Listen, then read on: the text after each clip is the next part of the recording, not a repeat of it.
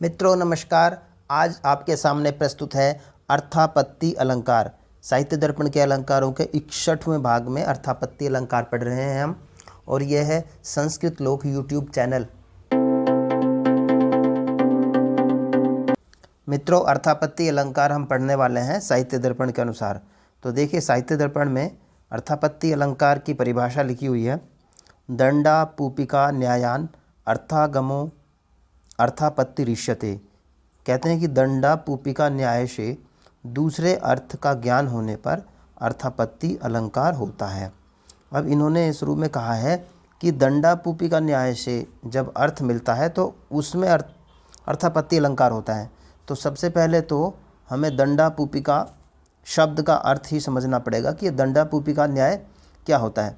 तो दंडा पूपिका न्याय, इसी तरह के कई न्याय हैं संस्कृत में। जब हम व्याकरण पढ़ते हैं या साहित्य पढ़ते हैं तो कई न्याय की बात आती है। न्याय का मतलब कई इस तरह के उदाहरण दे करके जो समझाया जाता है। तो दंडा पूपिका न्याय का मतलब है कि दंड, इसमें दो शब्द हैं, दंड और दूसरा पूपिका। दंड का अर्थ हो गया डंडा और अपूप का अर्थ हुआ पुआ। ये एक भक्ष्य पदार्थ है, खाने वाला पदार्थ है, जो कि काफ़ी सॉफ्ट होता है और काफ़ी लोग उसको बड़े चाव से खाते हैं। तो दंड का मतलब डंडा और अपूप का मतलब पुआ, एक भक्ष्य पदार्थ। तो किसी व्यक्ति ने कहा कि रात को चूहों ने दंड खा लिए। दंड यानी कि डंडे खा लिए। अब डंडों को आप जानते हो कि एक लकड़ी होती है और लकड़ी को खाना इतना आसान नहीं है। तो यदि कोई व्यक्ति कह रहा है कि रात को दंड खा लिए, तो उनके पास जो पुए रखे हुए थे, क्या उनको चूहे नहीं खा जाएंगे? हाँ, बिल्कुल खा जाएंगे। तो ये एक उसका अर्थापत्ति हो गया यानी कि जब दंड ही खा लिए तो अपूप कहाँ बचे होंगे। इसी न्याय से मतलब हमने कहा कि जब इतना कठिन कार्य कर ही लिया, जब दंडा ही हो गया, कठिन कार्य ही पूरा हो चुका, तो फिर जो आसान कार्य है वो क्यों नहीं हो जाएगा। तो इसी को बोलते हैं दंडा पूपिका न्याय। तो जब ये इस अलंकार में, अर्थापत्ति अलंकार में हम देखते हैं कि इसमें दंडा पूपिका न्याय से दूसरे अर्थ का ज्ञान होता है, यानी कि कठिन अर्थ के साथ साथ जो उसका सामान्य अर्थ है, साधारण अर्थ है, उसका भी ज्ञान होता है। देखो कैसे होता है, एक उदाहरण देखते हैं। साहित्य दर्पण में लिखा हुआ है, विललाप शय वाष्प गद गद सहजामप्यपहाय धीरताम अतितप्त मयोपि मार्दवम भजते कैव कथा शरीरिणाम। कहते हैं कि महाराज अज स्वाभाविक धैर्य को भी छोड़कर आंसू बहाकर रोने लगे। महाराज अज के बारे में आप जानते हो, ये रामचंद्र जी के पूर्वज रहे हैं।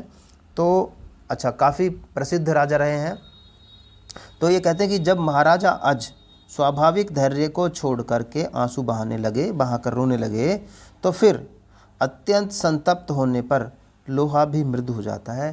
तो प्राणियों की तो क्या बात है, जब राजा अज जैसे लोग ही आंसू बहाकर रोने लगे, तो इनका कहने का अर्थ है कि जब वो रोने लगे तो फिर एक साधारण व्यक्ति जो इस संसार में रहता है, सांसारी है, तो वो क्यों नहीं रोता होगा, वो क्यों आंसू नहीं बहा सकता।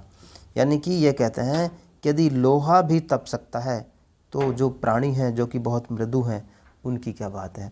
तो यहाँ पर होता क्या है, अर्थापत्ति अलंकार में यहाँ पर होता है कि आपको एक कठिन वस्तु दे करके और ये बताया जाता है कि जब इतना कठिन कार्य हो सकता है तो साधारण कार्य क्यों नहीं हो सकता। इसी को बोलते हैं अर्थापत्ति अलंकार। ये अर्थापत्ति अलंकार के बारे में सब कुछ था। इसी में इसी तरह के प्रश्न आते हैं। और भी आप इसको डीप में पढ़ना चाहते हैं तो आप साहित्य दर्पण की जो मूल पुस्तक है उससे अध्ययन कीजिए। उसमें सारी चीज़ें विस्तार से लिखी हुई हैं। या फिर आप वीडियो ही देखना चाहते हैं तो आप संस्कृत गंगा जैसे जो प्रसिद्ध YouTube चैनल है वहाँ पर जा सकते हैं। वहाँ विस्तार से वीडियो देख करके अभी अध्ययन कर सकते हैं। यदि आपको ये वीडियो पसंद आया है तो आप इसे लाइक करें, अपने मित्रों के साथ शेयर करें और इस YouTube चैनल को सब्सक्राइब कर लें।